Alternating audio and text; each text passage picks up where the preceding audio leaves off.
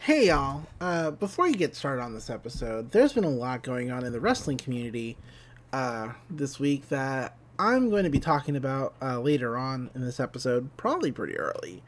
And you might be thinking, well, this isn't a wrestling podcast. Why are you talking about, this this speaking out controversy? Well, I am known on all my podcasts, really, that I am a big wrestling fan, that I especially love AEW, and a lot has happened, including with some of the wrestlers from AEW, and if I didn't talk about it, I would feel disingenuous. So if you don't want to listen to that, you can probably definitely skip ahead at least 20 minutes, and we should probably be talking about Gravity Falls at that point. So thank you for understanding, thank you for listening, enjoy this episode, because it's a weird one, but they're all weird. Alright, bye. You've gone too far this time, Detective. Welcome to a world of mystery. Stan Pines. The tax collector. You found me.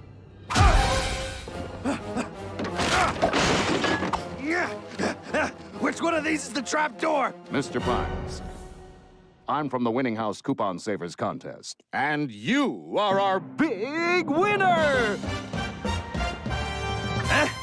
My one and only dream, which was to possess money, has come true. We're rich. I'm gonna get a butler. I'm gonna buy a talking horse. Just sign here for the money. You bet. Ha! Stanford, you fool! You just signed over the Mystery Shack to little old me! Cha-cha-cha! Little old me. You might want to take another look there. The shack is hereby signed over to... Suck a lemon, little man! Hello everyone, and welcome back to Pining for the Falls, the podcast where you can be as big or as little as somebody will let you through magical means. I'm Fire Princess Lily, and I am joined, as always, by my good friend, Doc Sea Monster. Hey Doc, how you doing? I'm fine. I managed to sleep. Hey, sleeping's good. I don't know if I've mentioned it on the podcast before, but I have chronic insomnia, and chronic insomnia has... The thing about insomnia is it has two forms. You're either awake for long periods of time, or you just don't fall asleep. Mm-hmm. You fall asleep, but for like an hour. You Right. can't go back to sleep. So I was having a fall asleep for an hour night last night, and I slept most of the day and woke up about an hour ago, so I'm good. Good deal. I slept like ass. But it's okay. I will live. I'm used to sleeping like ass. Yeah. So what have you been up to? What have you been up to this week? Or last week? Since we last talked on this podcast. A lot. Watching some anime, playing Animal Crossing. I've got this great art project going. Animal Crossing. Are you about to talk about your abominations? Yes. All I'm right. making fake fossils. What are And you, it is- British? Sorry, go on. I'm making fake fossils, and it's coming. I've like cleared off a plateau on my island and like built up the level, and then I'll be planting some flowers and trees around it to get really nice. I'm calling it the Dubious Garden.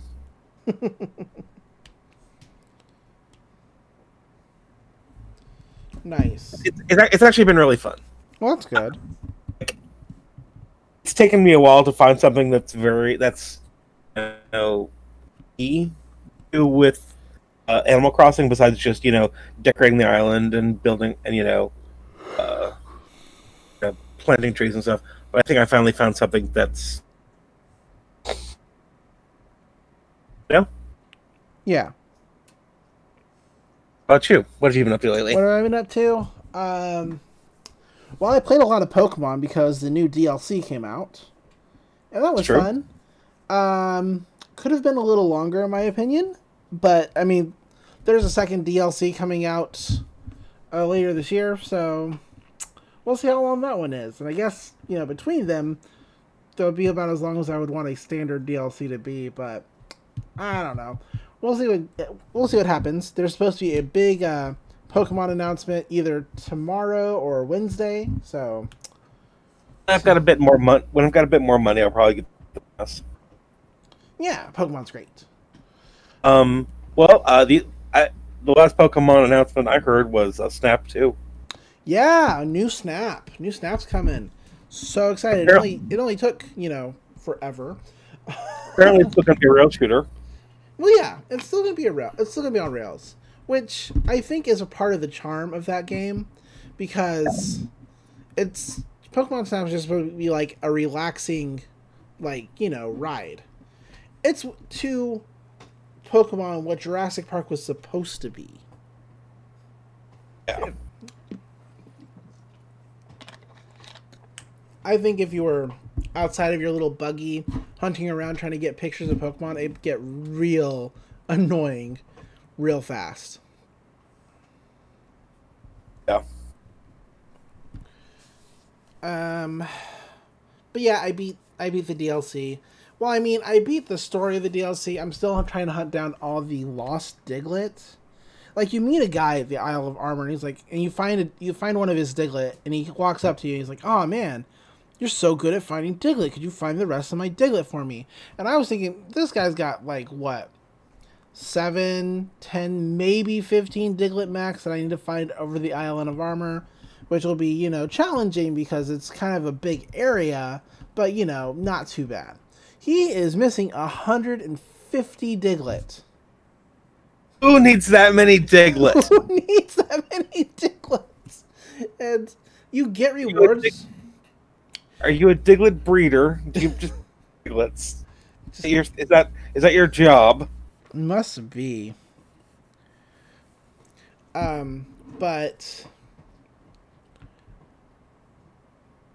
you do get rewards for finding, a certain amount of Diglett. Like, oh, you brought me here 10 Diglett. Here's a Pokemon. Oh, you brought me 20. Here's a Pokemon. So it is like that. At this point, I need to bring him 100 before the next reward, because I found 75 of the 150 Diglett, so I'm halfway there. Living on a prayer. So there's that. And I haven't, finished out my Pokedex. So, there's always still that to do. Never filled the Pokedex. I mean, I've done it once, but it's never been a priority for me. I just want to have fun when I'm playing Pokemon. That's it. Just catch the ones that I think are cool. Yeah. Or cute. Cute is also cool.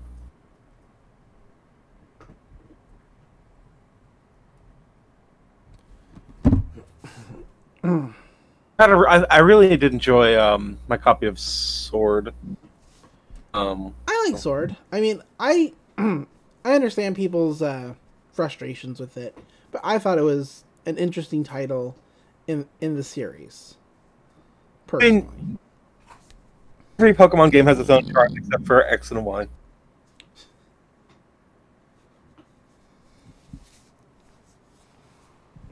Yeah.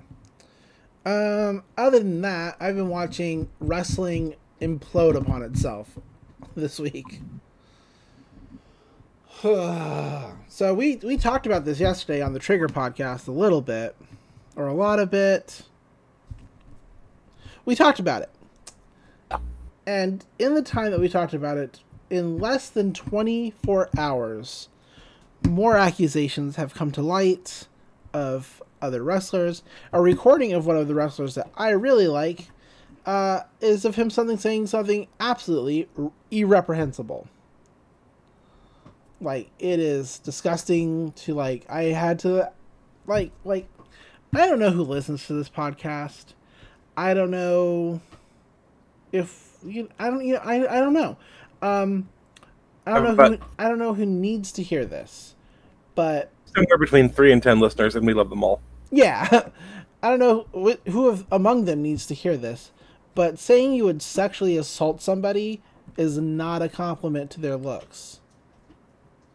It is disgusting on a level that I do not have the capacity or the words to explain to you. So, I said yesterday on the podcast, the Trigger podcast, that if a wrestler that I liked, because a lot of the wrestlers that are getting accusations against them, I don't really care about him. I don't care about Joey Ryan. He seemed like a piece of shit, and he turned out to be like a piece of shit. I don't care about David Starr. He also seemed like a piece of shit, and boop, boop, boop, he's a piece of shit. I do like Sammy Guevara. I like Sammy Guevara a lot. I think he's talented and entertaining, and he's a lot of fun to watch. But, like, I don't understand.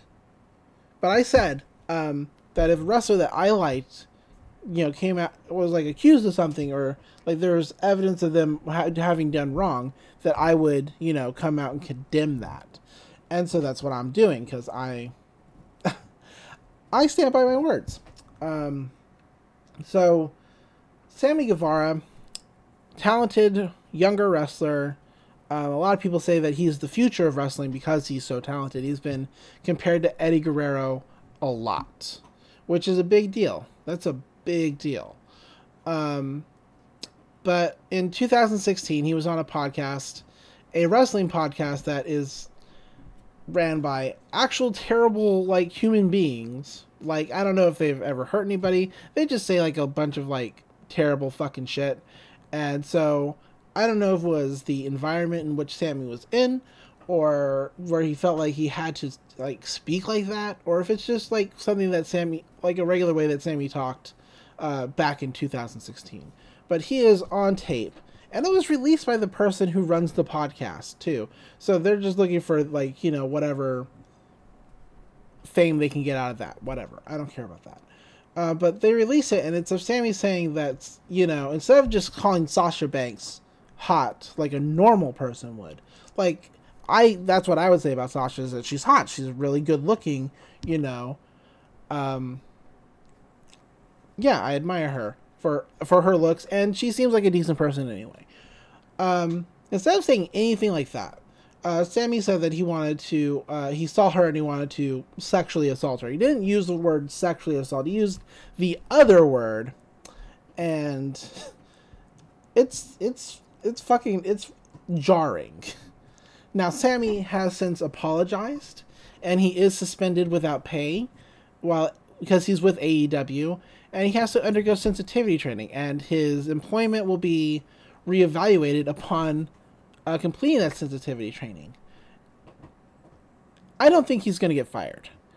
I don't think that he necessarily needs to be fired, and I say that as somebody who's a survivor. I think he made a really dumbass comment 16 years ago for whatever reason, and he didn't know it was wrong. And yeah, he was 22. He was an adult, and as an adult, you should know not to make jokes like that.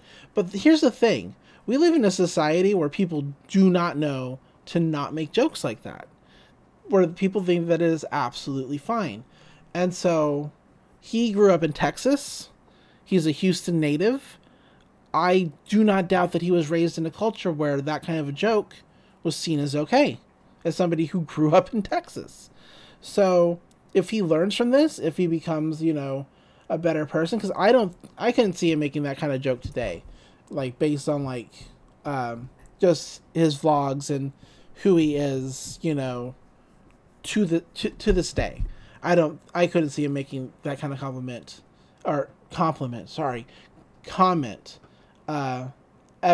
ever. So obviously this was a situation where he either felt pressured or he just really actually didn't know better. And yeah, it's a shitty cop-out excuse of, oh, I didn't know better. But that's the society we live in, and there needs to be a larger discussion about why we feel as a society that those kind of comments aren't a big deal, or that they're okay to say in any setting. And so yeah, I don't think he's going to be fired. I don't think he should be fired. I do agree with the suspension, and I am glad that while he's suspended, all the money that he would be paid is being sent to a women's center in Jacksonville, Florida. So I think AEW is handling it pretty well.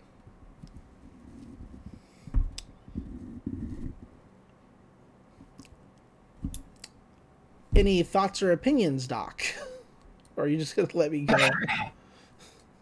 You know, anyone can make a mistake. Anyone can say something immature. But, like, there's a difference between being immature and or saying something really fucking now. Agreed. So... Oh.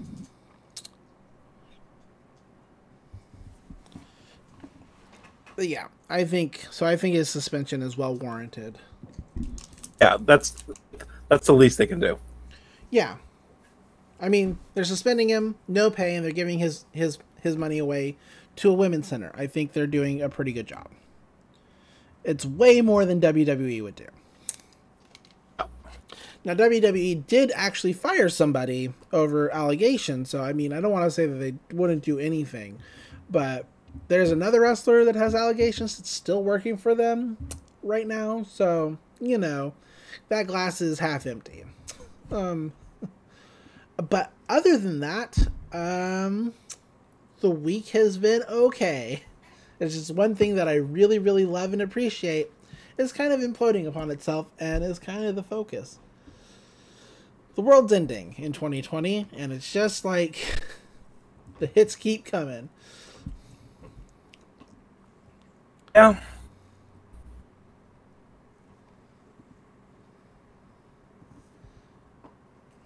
I don't think there's anything else I did other than watch like Harley Quinn and watch some old episodes of the Justice League. Because Not good for you. oh, you know, I like the episodes of the Justice League. Like I've, you know, made a couple live tweets about it. A couple of those. Yeah.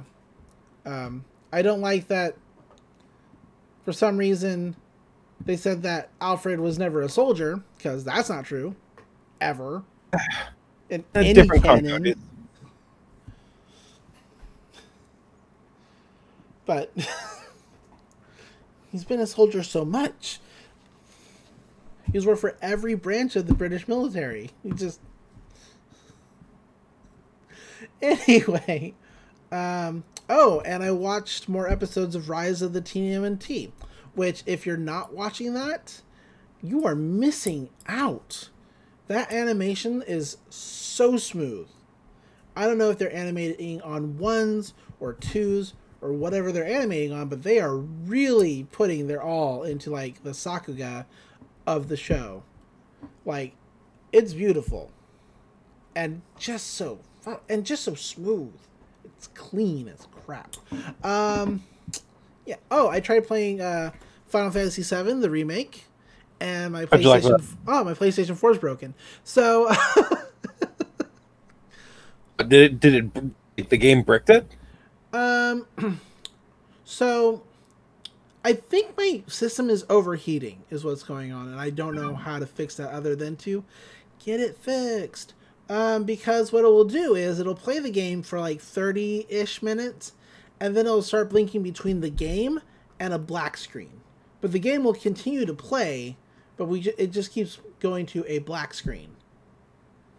So the game's still playing, so it's not interrupting the game, because if I don't pause the game, enemies can still attack me. It's just like something is like happening between like it outputting to the TV and the system itself. So, and I think it's an overheating problem, because it was doing that earlier this year, and my solution was to point a really big fan at it and turn that fan on high, which really worked so that I could play Persona 5 Royal. I got through all of Persona 5 Royal. Fun game. But it is not helping with Final Fantasy 7 at all. It's just... So, yeah. It looks real pretty from what what I've played. Oh. So there's that. And that's it. Oh, and Joel Schumacher died today. Oh. I mean, you know, I definitely didn't want him to die. You know, I don't want anybody to die. I can't say this hits me too hard.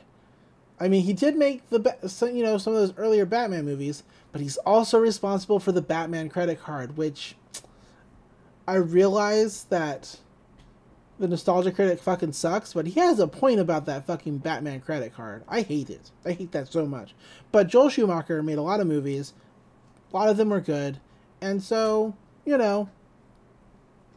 Here's what I'm going to say about sad he died. Batman, about the Joel Schumacher Batman movies. The studio thought the Tim Burton movies were too dark. Wanted someone to make a lighter Batman. Yeah, no, I get that. They're very intentional callbacks to the 60s. I know. That's what he was told to make, and that's what he made. Yeah, and but it's still. I don't like them. I don't like them. I really don't. I don't like them personally. Mm-hmm. No, I did see them when I was a kid. You know, I saw them at the right age, but I don't think you can really. You specifically, but like I don't know what you can say. He made a movie in his style that he was told to make. Yeah, he made what he. I mean, I get that. Studio wanted him to make. I get that. He made a movie that he was told to make, and he did it. Yeah, and a lot of his other stuff was really good. Yeah, didn't really like Phantom of the Opera, but Phantom of the Opera is a lot of issues as a source material. Yeah. Let's see. That Batman credit card just still that still just grates me the wrong way, because that means somebody at a credit card company that Bruce Wayne called, even if he owns the credit card company, he called in and said, "I'm Batman, I need a credit card," or he filled out paperwork that said, "I'm Batman, I need a credit card," and somebody at that company said, "Batman needs a credit card," and they gave him a credit card. Unless he just approved it himself, which I don't know. Anyway, I'm not going to get on a tangent because I've already done that today. Yeah. Before we move on, I will say one thing. Yeah. Lost Boys is awesome. Yes. That movie I did love when I was a kid. I haven't seen it. I haven't actually seen it in a while. I might go find it streaming somewhere and watch it later today. Just kind of, you know. And next week, Nathan will be back to tell us that Lost Boys actually sucks. It sucks, actually. I don't know. No, I think it, from my memory, I believe it, I remember it being pretty good. So. Yeah, I liked it. Yeah, that is the Joel Schumacher movie that I feel strongly about. I've seen literally none of his other films. Let's see.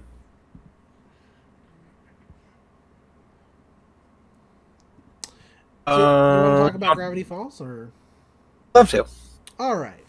So this week we're watching the 11th episode of Gravity Falls, Little Dipper, and it's a weird one. They're all weird, but this one pretty weird. I don't want to say too much, but when you're watching cartoons, you can definitely kind of tell when somebody puts their fetish into the cartoon. And if you're wondering what fetish was pushed into this particular episode, it's a shrinking fetish. It's a thing. There's one thing I realized a while ago was just kind of a truism about art in general. Is that fetishes get pushed into it? I don't think it's even intentional. I think that people's kinks sort of leak into their art, into the creative stuff they produce. Not even thinking about it sometimes. There's definitely people that do it on purpose. Definitely people that do it on purpose. I think that anybody is capable of making something that appeals to them without even really thinking about it. Yeah. There's an episode of the Teenage Mutant Ninja Turtles, the CGI one, from 2012, where they do an entire mind control episode and have April like smacked in the face with a bunch of mushrooms and then covered in sauce, and it is so horny on main and just unnerving, which was my realization that oh man, artists really go out of their way to like include some shit that felt intentional. If you just want to make porn, make porn. I mean, we could talk about Totally Spies, but there's already a podcast that did all that, so we don't need Spies, which made. It's like a different kink in every episode. There is, I mean, a lot of them make return appearances because there's 6 seasons of Totally Spies. Yeah. Let's talk about Gravity Falls. Okay. We open on little Gideon. He is making figures out of popsicle sticks and just wood. But he actually saw these at the end of his last episode. Yeah, we did see these at the end of this last episode. But he's trying to figure out how to destroy the Mystery Shack. How to like get his revenge on the Pines family. And he starts to like zombie attack. Never works. They don't take orders.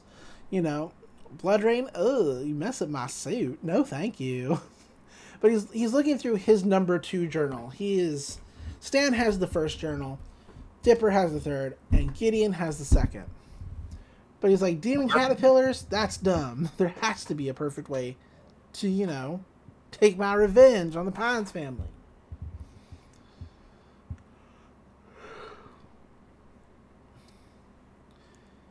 And he's like, it's got to be something that's harm him and it'll take something from him, And I need to have ultimate power in the situation. And then he gets a great idea, and he's holding up his popsicle stick version of the Mystery Shack, which allows us to seamlessly cut into the actual Mystery Shack, where Stan and the twins are watching TV. There is a ringing at the doorbell, where Stan puts on his stuff, his gimmick. He's like, welcome to the world of mystery, and it's a man in a suit, and he's like, Stan Pines? And Stan thinks he's a tax collector. He actually pulls up his eye patch to take a look. He's like, oh no, the tax collector. He found me. And throws a smoke bomb, disappears, busts into the living room to grab a duffel bag full of cash. But the man walks in, he's like, I'm from like the Winnington House Coupon Savers contest. You won. You're our big winner. And he brings in a large oversized check and for $10 million plus a TV camera and balloons, the whole thing. It's the Publishers Clearinghouse sweepstakes guy, more or less. And Stan's like, what? It's like, oh man, my one and only dream, which is to possess money, has come true. And the twins are excited because they're like, we're rich. We're gonna get a butler and a talking pony. And Stan is given a contract to sign. He's like, if you just sign this, you get all this money. And he's like, oh, you bet. Which leads little Gideon to pop through the check and said, aha, I got you. I fooled you. Stanford Pines, you fool. He's like, you just signed over the Mystery Shack to little old me. It's real good. He does a little dance. The twins are like shocked, like, oh my god, we got tricked. But Stan's too smart for Gideon, which is great. He's like, you might want to take another look there. And so Gideon's reading this contract pretty cocky. He's like, I hereby sign the Mystery Shack over to suck lemons, little man. It's really good. Yeah. And it's got a lot of great moments in this episode. Yeah, absolutely. Stan's laughing. The twins are laughing because they pull one over on little Gideon. It's real good. But Gideon says that he is not a threat to be taken lightly. He lifts his arms, makes a motion, and the man picks him up so that he can see eye to eye with Stan, and then back out of the Mystery Shack menacingly. Rather than take Gideon seriously. Stan turns to the twins like, hey, you want to see what else is on TV? And they're like, yeah, all right, that could be fun. And that's our opening for the show. It's pretty good. Skipping past the credits. Back into like the exterior of the Mystery Shack, and then back into like the actual like store part of the Mystery Shack. Dipper and Mabel are quote unquote playing chess, which is to say Dipper's playing chess, but Mabel's just making moves with pieces.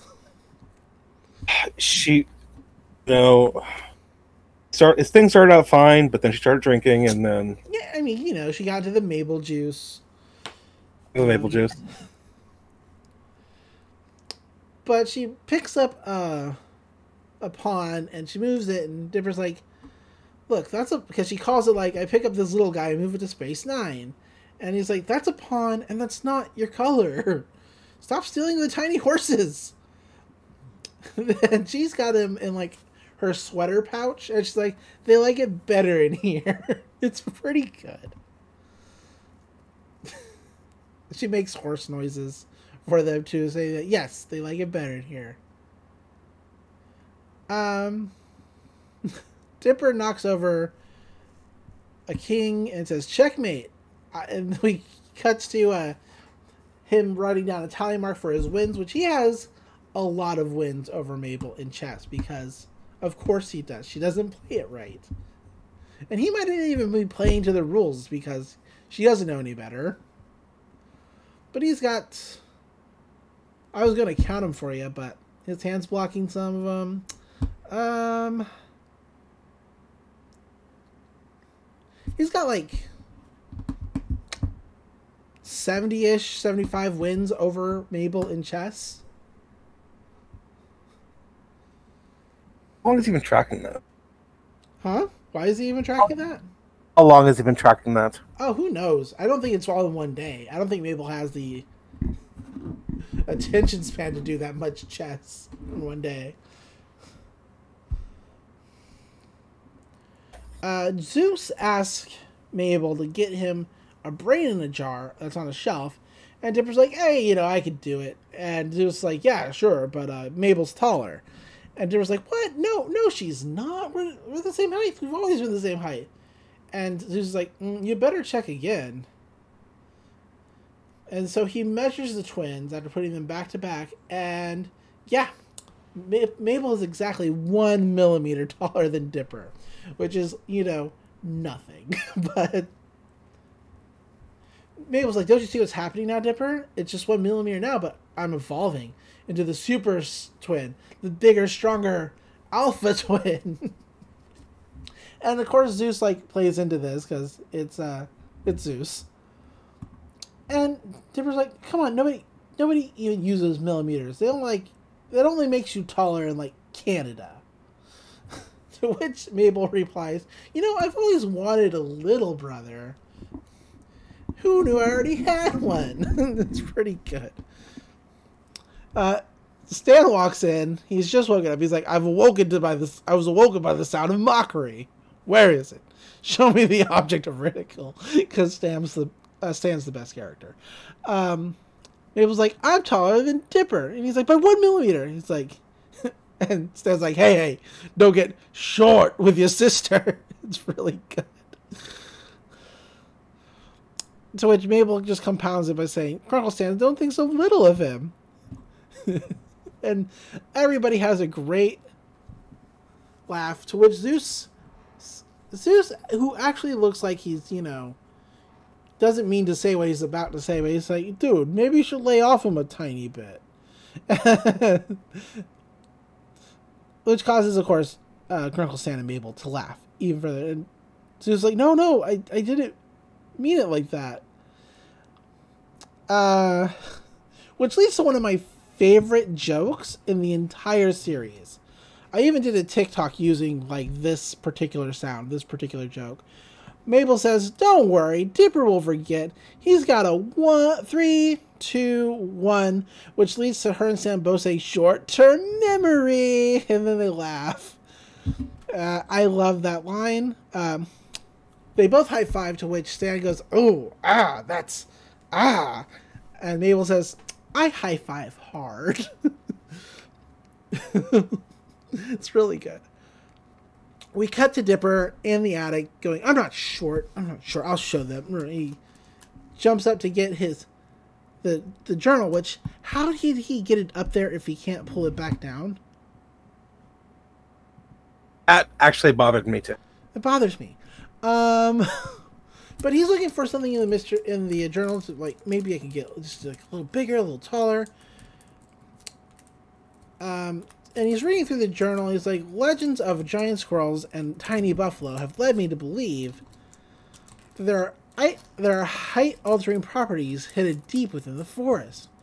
And so he goes on he's trekking through the forest. He trips, and, well, he comes across a bunch of weird crystals. And a really tiny deer. So tiny. In fact, there's a whole herd of just tiny, tiny deer. And a tiny bald eagle. And he spots a mountain lion, and after seeing all the tiny animals, he's like, is that mountain lion tiny? Or is it just far away in perspective?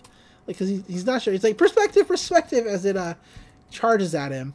But it goes through a purple ray of light and shrinks down instantly. And so the mountain lion's just like attacking him as a tiny mountain lion. He's like, aha, this hurts still, but less, because of course. He watches as a butterfly. He looks at this crystal, which is showing, off all these colored lights. He watches the butterfly go through one beam, get smaller, go through the other, get bigger, so big that it knocks over a tree. So he takes one of the crystals. He's like, this is it. I can get just a little bit taller with a tiny crystal. And he's playing with these, like, all right, purple for shrinking, blue for growing. And we cut to Mabel talking with Zeus, and she's like, I've been buying bigger clothes. I'll grow into them. And Dipper says, hey guys, notice anything different about me, as he walks in? And this is like, holy hot sauce, you've grown exactly an extra millimeter. And Mabel's like, what? And so Zeus measures him again, and he's like, what can I say? I've just getting growth spurt. And Mabel's like, yeah, but mine happened first, so I'm going to be taller in the end. It's science, Dipper. And he's like, what? But we're the exact same height now. And she's like, and she just keeps shouting Alpha Twin. And Dipper's like, you know what? I bet I'm going to have another growth spurt. You fucking watch. It's coming on right now. And he goes and he uses his flashlight again. And Mabel busts into the room saying, give it up, Dipper. And as she walks up to him, he is much taller than she is now. And she's like, what happened here? And he's like, I don't know, puberty. And she's like, that does not make any sense. Just a second ago, you were... Wait a minute, this is some kind of magic-y thing, isn't it? There's like a wizard or something. Is there a wizard in this closet? There is, isn't there? He's like, no, there's no wizard in the closet. And she's like, right, you're telling me if I don't open this door right now, there won't be a wizard? And he's like, fine, open it. And so she opens it. There's a flannel, a red shirt, and some cowboy boots. And she says, really, Dipper? An invisible wizard? It's really good. The doorbell rings, and Stan opens it, and it's Gideon. He's holding a jar of glowing red bugs and a bat. And he's like, hey, Stanford, listen closely. Inside this jar I have 1,000 cursed Egyptian super termites. Hand over the deed to your property, or I'll smash this jar with this bat, and they'll devour the shack with you inside. And Stan's like, what's that? And he knocks the jar out of Gideon's hand and releases the termites onto Gideon. It's really, really good. Uh, Gideon turns around to say, "You may have won the battle, but I will win the war, Stanford. Your family has a weak spot, and I'm going to find it." And he screams about his hair. We cut back to the twins, and Mabel is still convinced that there is an invisible wizard in this closet. She's like, "What, does he only respond to incantations? Expecto Wizarium. Whizzle. Whizzar." And Dipper's like, "It's not a wizard." "Fine, I grew myself using this magic crystal." And Mabel's like, "Let me see that thing." And so Dipper runs out of the room, and she turns back to the closet to say, "I'll be back for you later," because she's still convinced there's an invisible wizard there. It's really good. So she chases Dipper down, knocks the flashlight out of his hand, and grows a caterpillar to insane proportions. It crushes some cars. Then she grows her own hand. Dipper shrinks her hand. This is when things get a little weird. Yeah, this is when things get real weird. She grows her hand, Dipper shrinks her hand, she knocks the flashlight out of Dipper's hand in order to grow his head and make him fall over. Then he shrinks her head, returns it to regular size, and they fight and fight and they fight all over this flashlight, pulling on it until it falls out of their hands and lands right into Gideon's.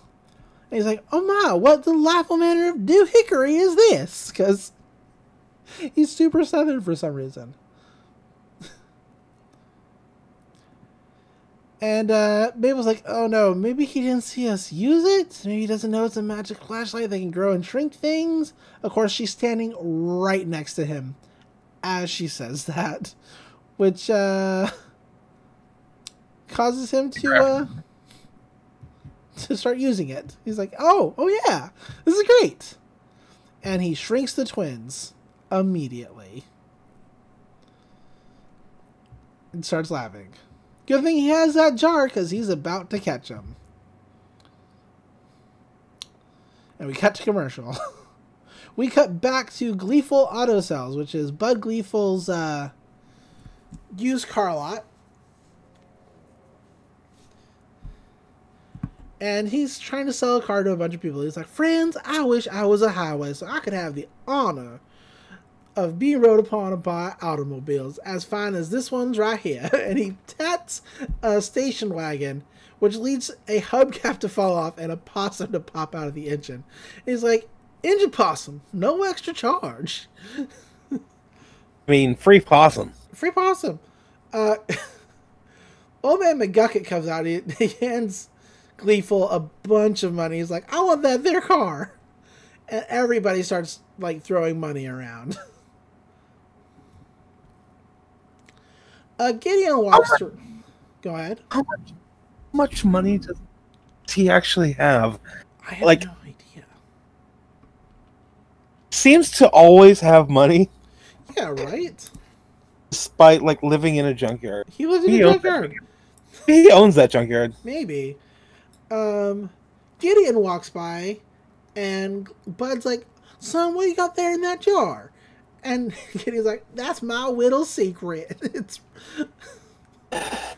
Did I mention that I like Gideon? I do like Gideon. He's a shitty person, but as a character, he's lots of fun.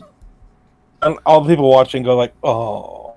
Yeah. Oh. Because he's got them all fooled. He's walking away and he's talking to everybody. He's like, "Mouth-breathing fools." This woman, his mother, is just traumatized because she's just vacuuming, not saying anything. But Gideon walks into his room, releases the twins onto his desk, and Mabel's like, "What are you going to do with us?" And he's like, "Oh, Mabel, I wouldn't hurt a hair on your itty-bitty head." And he pets her with a finger. It's really weird. He's like, "But only if you agree to be my queen." And she's like, "We live in a democracy, never." And he's like, "Fine, well, maybe he'll change his mind after this." She's a congressman. He should show her respect. He should show that congressman respect. Is she Congress or senator? pretty sure she's a congressman. I don't know. She's one of those two. The legislature. She's part of the legislature. He picks her up and says, well, maybe you'll change your mind after this. And she's like, no, I'll fight you until the day. She's like, oh, gummy koalas. And he sticks her in a normal-sized bag of gummy koalas, which for her is, giant gummy koalas. Gideon then turns his attention to Dipper and says, where the fuck did you find this? Where did you find these crystals? Where?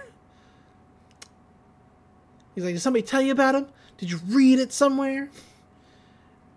And Dipper looks to the journal in his coat pocket, or in his jacket, and he's like, listen, I'll come closer and I'll tell you.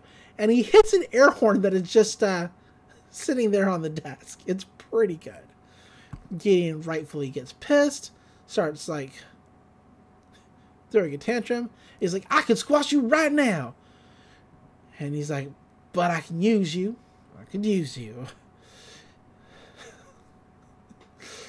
We cut to Zeus in the Mystery Shack, throwing up a bunch of mirrors. And Stan's like, this is the best idea that I'm taking credit for yet. Because he's making a funhouse mirror maze out of just regular mirrors.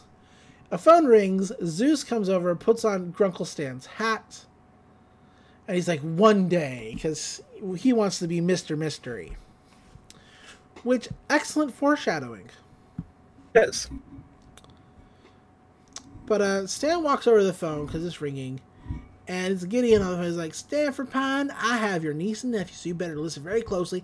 Hand over the deed to the Mystery Shack, or great harm will befall them. This is Gideon, by the way. And Stan's like, this has got to be your worst plot yet. They're fine. I saw them play in the yard minutes ago. I have it in my possession. You don't believe me? I will text you a photo. And Stan's like, text me a photo? You're not even speaking English. And he like hangs up on Gideon. To which Gideon throws his phone and breaks it against the wall. And then he starts laughing maniacally. Okay, I want to say that Gideon is on like an old style car phone, kind of. Yeah, it's a cordless phone. It's a cordless landline. It's like an old, it's like a cordless phone from like the 90s. Yeah, I had one of those when I was a kid. But he says like I'm gonna text you line. Yeah, like, it's like, not on that phone. You're not. Stan has a rotary phone. Stan has a rotary phone. It's not gonna work. It's not gonna work. But Gideon's like, what am I doing? I don't need ransom. I have this here shrink ray. I will shrink Stan and take the shack for myself. That's perfect. Y'all will be helpless to stop me. And if you step out of line, he smashes his little wooden figurines, and he starts cackling madly. He's interrupted as Bug Gleeful shouts that the ice cream truck is there, which allows Gideon to break from being evil so that he can go get some ice cream. He realizes that the twins would be unguarded, and he sets a guinea pig on top of the desk and says, "Guard 'em, cheekums." Like, it's funny. Then he leaves for ice cream.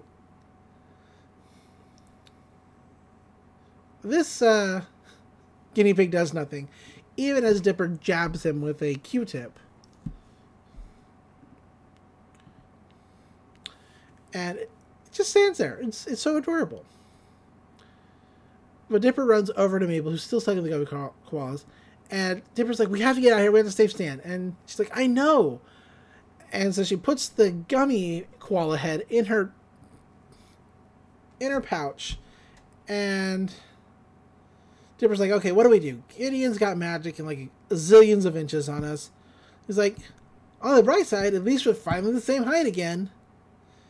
And Mabel's like, actually... And to which leads to them pulling out a regular ruler and yep, Mabel is taller. And Dipper's like, how did that even happen?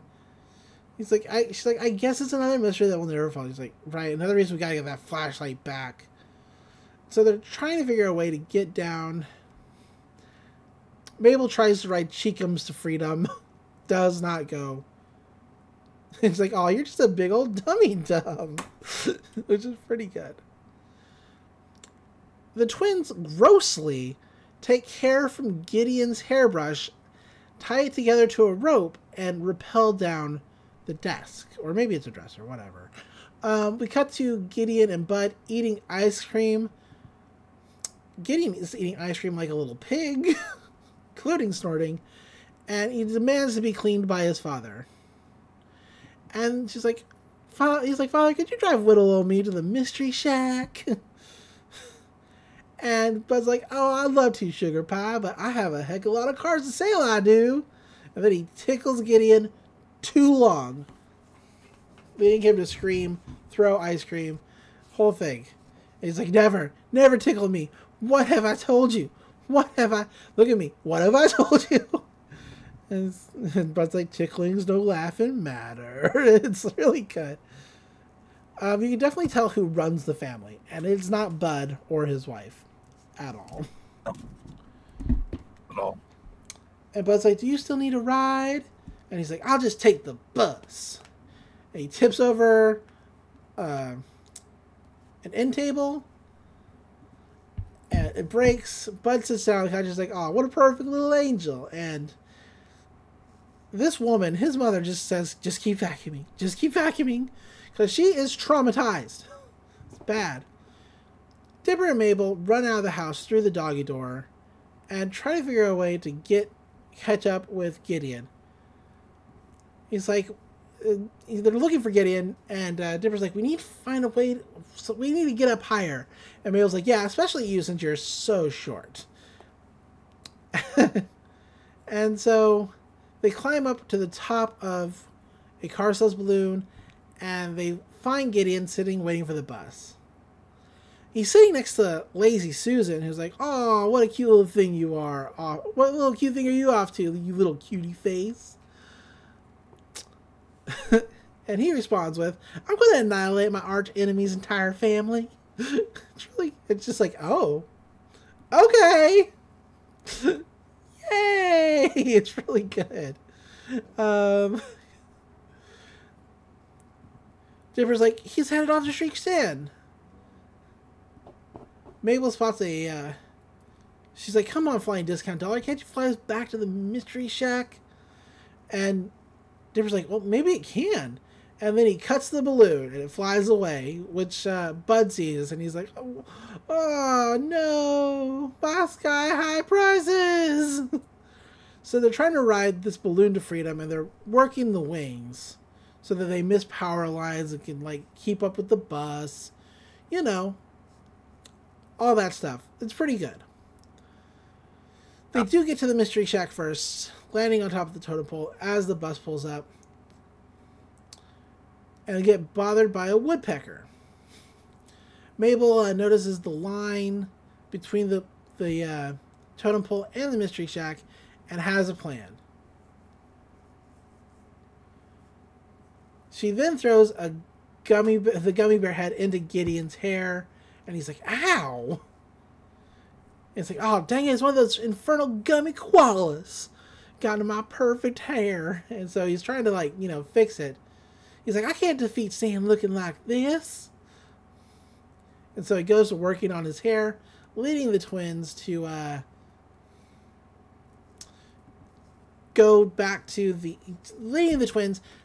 get the dropped flashlight.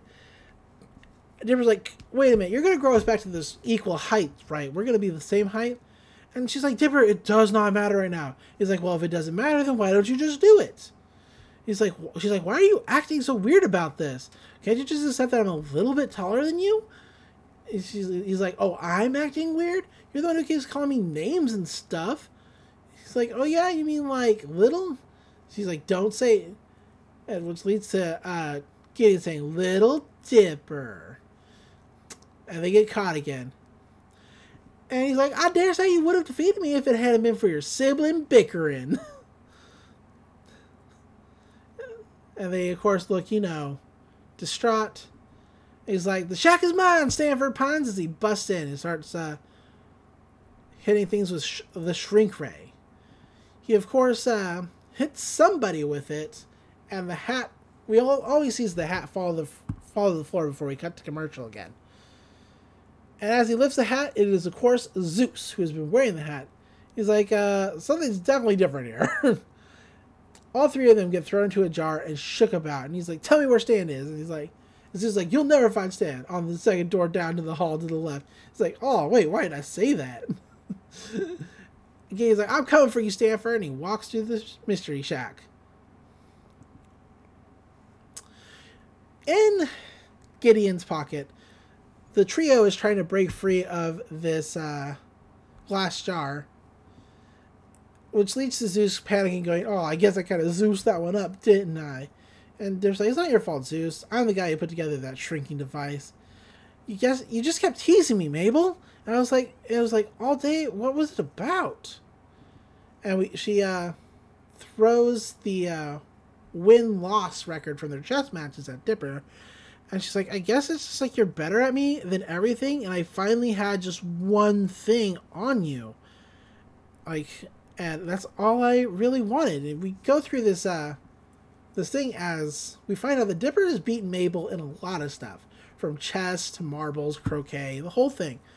She's like, I finally had one thing, I just wanted to feel like I was winning, And Dipper's like, oh man, now I feel like a big jerk. And she's like, don't you mean a little jerk?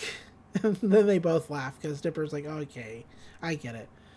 He's like, all right, I walked to that one. He's like, are we cool? He's like, yeah, we're cool. And so they all do like a fist bump. It's pretty good. Gideon walks into Stan's Hall of Mirrors to see a million Stans. And it's pretty good. Stan's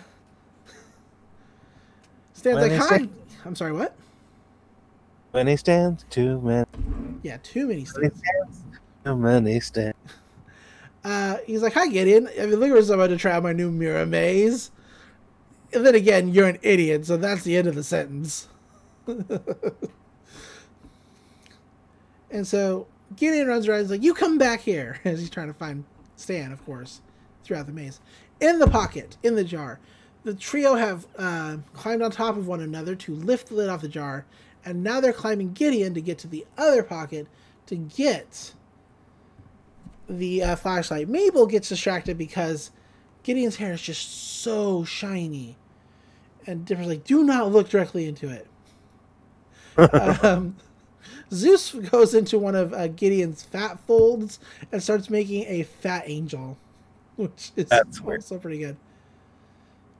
But he falls off.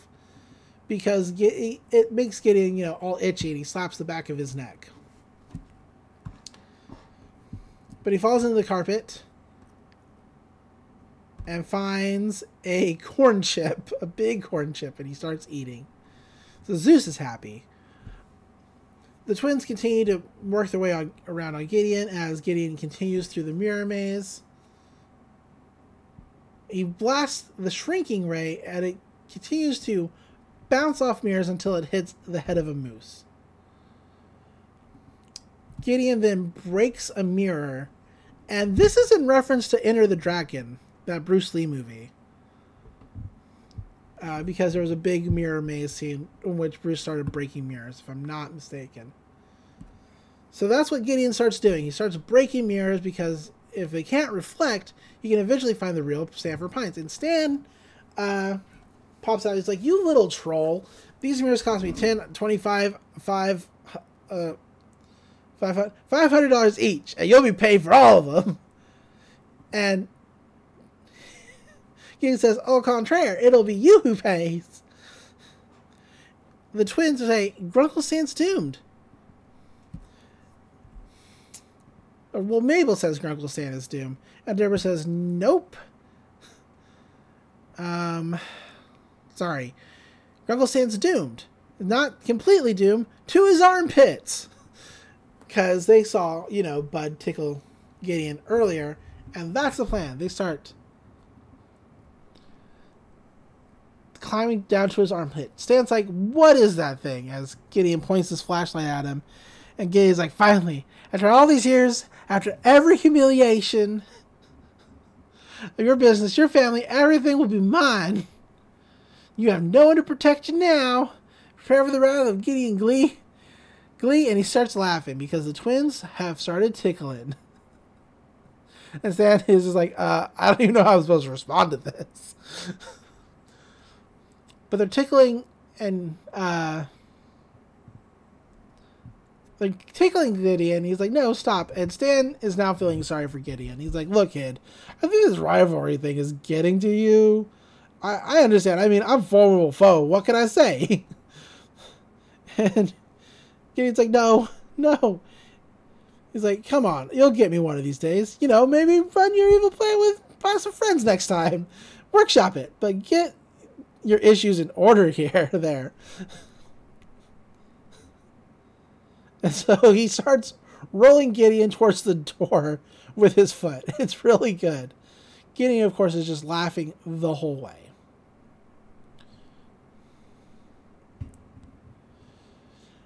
Gideon is searching his pockets for the flashlight. He's like, my light! Looking at Stan, and he's like, yeah, you're the light of my life too, pal. And he closes the door. It's like, what a freak show. The twins, of course, find the flashlight, and they get to work undoing themselves from the shrinking.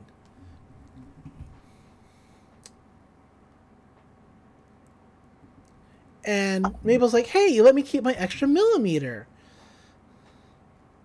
And Deborah's like, you earned it. And she's like, oh, thanks, little brother. He's like, stop it.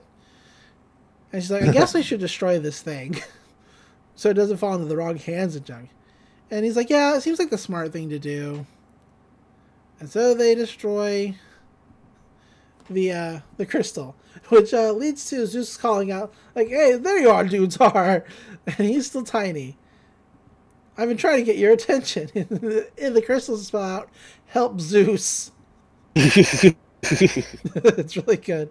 And they're like, glue? There was like, yeah, lots of glue. I don't know why he just doesn't go get another crystal from the forest. Well, remember, he fell down a hill. He might not know exactly how to get back. Oh, that's true. We cut to the Gleeful household.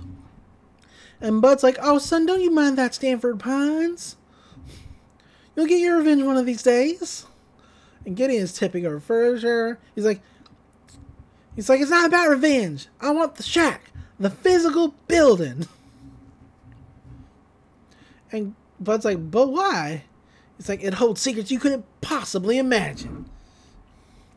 Evil laughter. He just starts laughing evilly. And Bud's like, you want some ice cream? And he's like, did you pick out the nuts? He's like, mm-hmm. He starts feeding Gideon.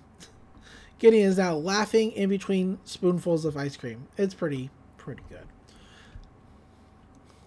The end credit scene is the actual publisher clearinghouse guy showing up to Stan's door, claiming that he won, and Stan slamming the door right in his face, because, of course.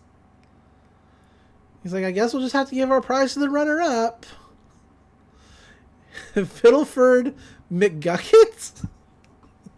So, that's why McGucket has so much money. Just random circumstance and luck. So that is a weird running gag. It is a weird running gag, but the guy's like, how would you like 10 million bucks? He's like, it's my dream come true. And he starts eating the check. Which is a good callback to when he was eating the books a couple episodes ago. Yeah, but the publisher guy is like, let's cut this town out of our list. Like, no more of this town. It's real good. I like it a whole lot. And that's the end of the episode. Overall, good episode. I don't have any trivia this week because only the regular voice cast was in this episode. Yeah,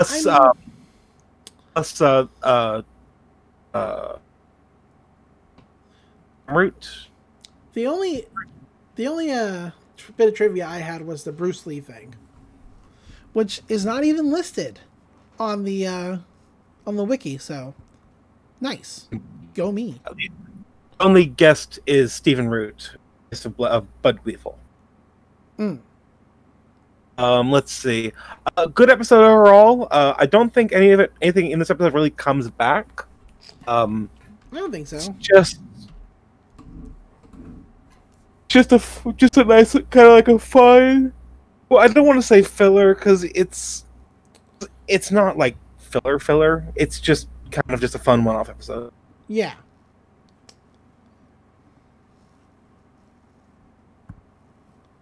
But the cryptogram for this episode, when decoded, says the invisible wizard is watching, which is pretty good. Yeah, but that's the end of the episode. Overall, as we said, pretty good episode. Anything else to talk about, or is that it this week? That's all I've got for the episode. All right. The next episode is a real creepy homage to Studio Ghibli, specifically Spirited Away, called Summerween, which is also another one of my favorite episodes. Because they had to have a Halloween episode, but because it takes place during the summer, it's Summerween. Because Gravity Falls loves Halloween so much. It's pretty good. And so you can look forward to that next week. I have a lot of Gravity Falls episodes to upload because I've been depressed. So we'll do that today. But yeah. Hey, Doc, where can people find you online if they want to talk to you about stuff? I'm on Twitter way too much. I am at Dr. C Monster. That is at DRC Monster. You can find me on Twitter where I can be reminded that Chris Chan exists, then have non-flashbacks to the time that I met them. Is their name still Chris Chan? I thought they had changed their name and transitioned and whatnot. I don't know what they're going by currently. Okay. I think it's still like a variation of Chris. Kristen or something. My knowledge. I might be wrong. I haven't checked for updates with the person. Right, of course. You can find me, as always, on Twitter at DatFirePrincess, spelled D-A-T. You can find me on the numerous podcasts I do, including one with Dr. C Monster here called Let's Pull the Trigger on a Podcast, where we talk about everything that Studio Trigger's done, and we will not be finished with that until the year, I don't know. I do not know. I made a mistake. There's